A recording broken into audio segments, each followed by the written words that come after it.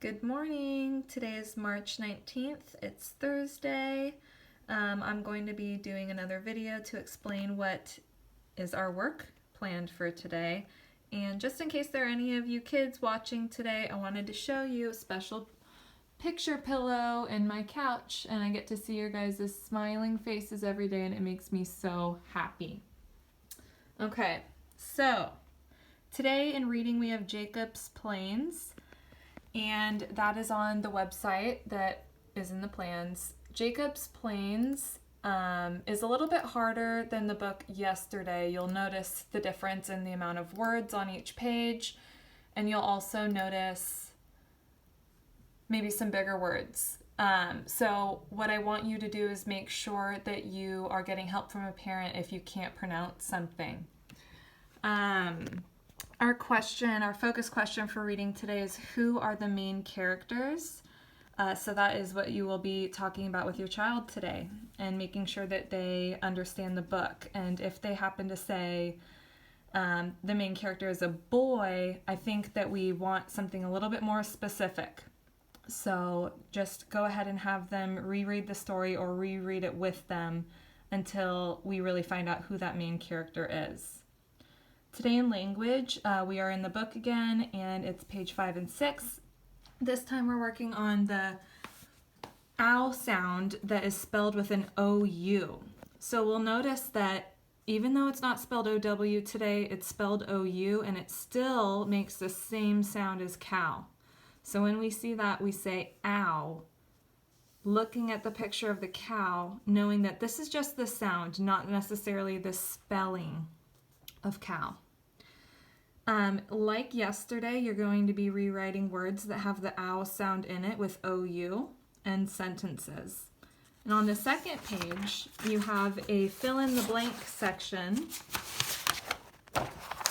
where you will definitely need some help from a parent if you need to sound out some of these words, the OU or OW words. So you're kind of choosing between the two sounds from yesterday and today and comparing them. So really notice when it's OU or OW to make the ow sound.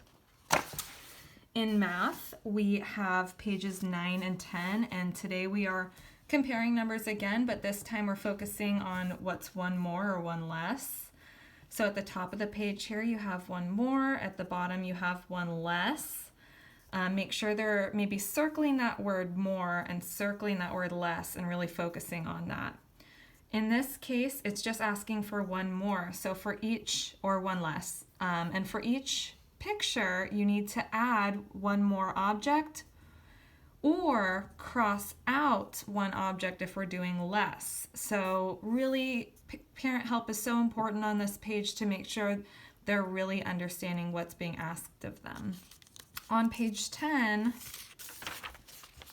you have one more and one less again with balloons and this fun number chart down here, which really gives the child the ability to see that 0, 1, 2, 3 going up to 10.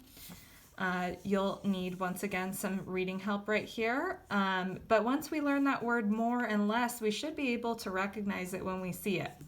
So the balloon's just matching to the number that makes sense. In writing, you have another writing prompt today, and this one's fun. It says, what is your favorite Dr. Seuss book and why? So for example, I know a lot of families have Dr. Seuss books. I have Oh, the Places You'll Go right here.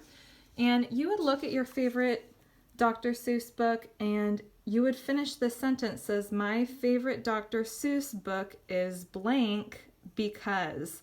So the important thing, parents, is that you're really getting your child to think about why it's their favorite Dr. Seuss book. Is it the rhyming? Is it the pictures? Is it the funny things that happen or the silly creatures in the book?